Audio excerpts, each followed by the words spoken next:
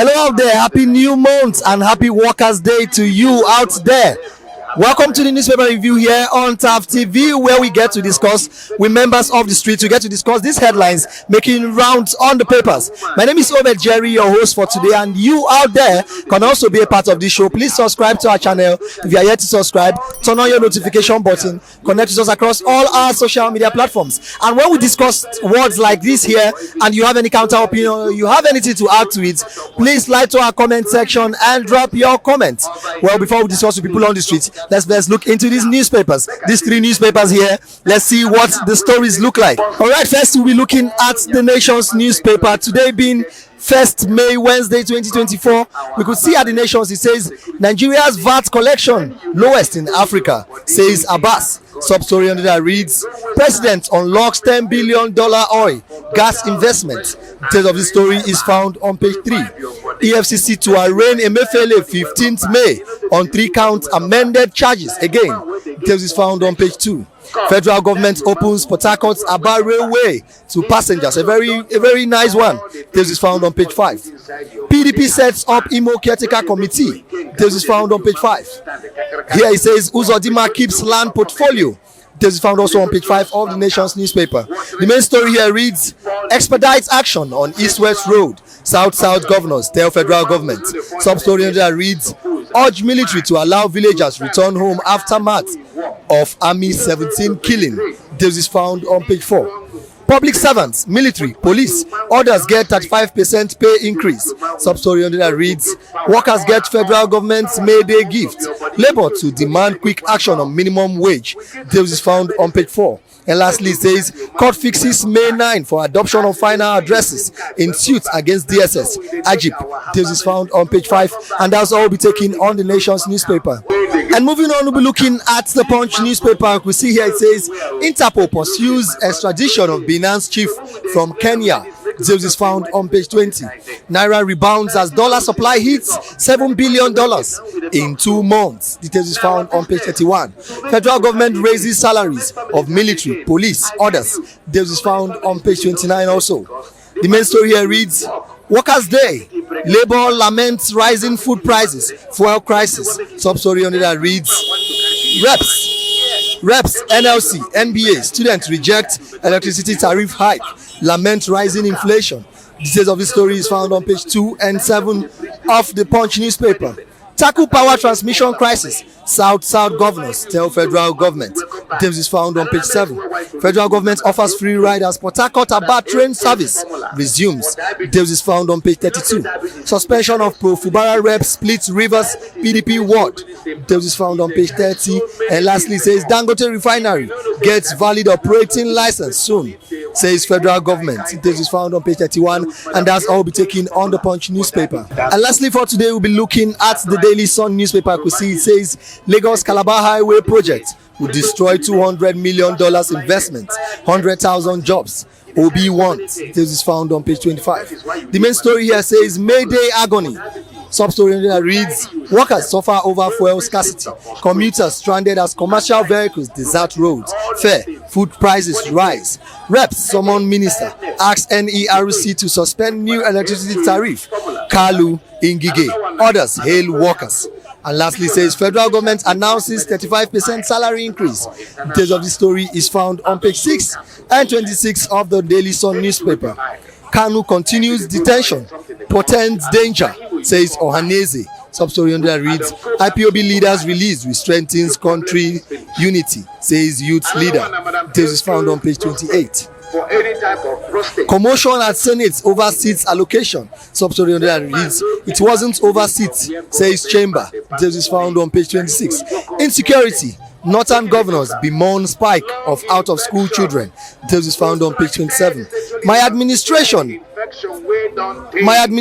committed to significant reforms, says Tinubu. Details is found on page 6 and 26. South-South governors urged federal government to address poor power situation.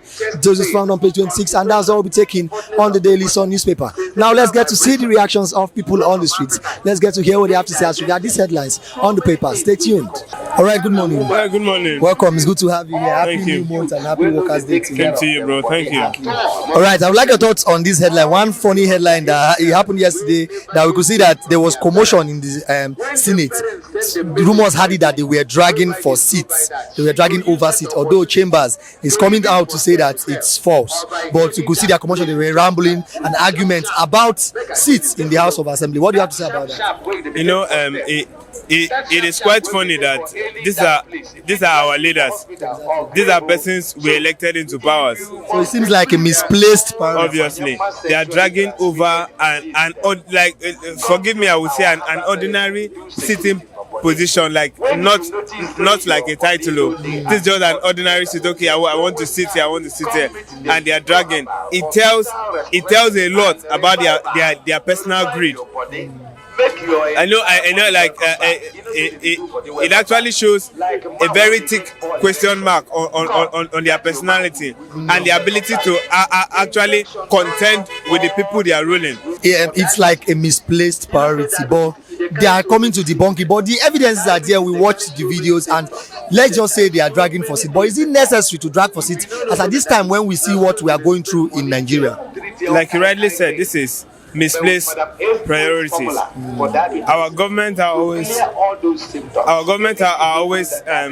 doing the right thing at the wrong time.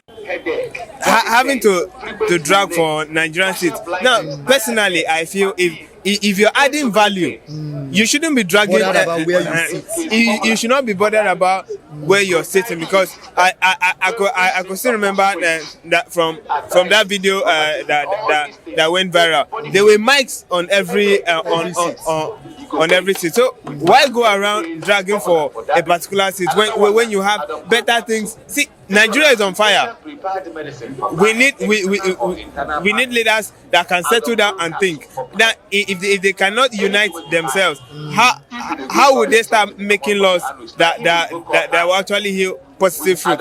So at this point, like you rightly said, this is a high level of misplaced priority at this one coming from them. I bet you it's a shame. It looks like from the video, it looks like a group of secondary school students having to drag. This is not what we expect from our leaders at this point in time, when Nigerians are still dragging out things. But one of them was saying that in the chambers, in that same House of Senate, that they have sitting positions according to their level, their ranks. Oh. But even though it's not it is on public TV. It all boils back to their personal interest. It all boils back to this entitlement mentality that human beings have. So, for the fact that they have ranks, but must it? This is them just resuming after the strike now. After the holiday, the Salah and the Easter break, they are coming back with this. It's really it's not a proper excuse that you should be dragging it. There are better ways to organize things. As a leader, we're expecting more. Now, imagine our president having to be struggling with his aid, with the bag that he's holding. It doesn't make sense. So at this point now, there are no good excuses to explain this away. Our leaders fought for seats. That's in quotes. That's what Nigerians, regardless of the fact that they have. That's why they should be orderliness. Him coming out to tell us that they have seats, so it doesn't mean that others don't know that they have ranks in that place. For the fact that they don't have proper orderliness, this is the aftermath of what we are seeing. And personally, I would say, just like a common Nigeria would say, personal beef day between them. They are not united. As long as they are not united, it shows this is what we're having now. All right, thank you very much. All right, this is where we draw our curtains for today. You heard everything that has been discussed here. You heard what the people on the street have to say as regards these headlines making rounds on the papers. You out there can also be a part of the show. Drop your comments in our comment section. Of course, we'd like to see your thoughts and reactions as regards what we discuss here. Subscribe to our channel if you are yet to subscribe. Turn on your notification button, and also don't forget to connect with us across all our social media platforms. My name is Jerry, your host for today, and this has been the newspaper review here on TAF TV. See you next time.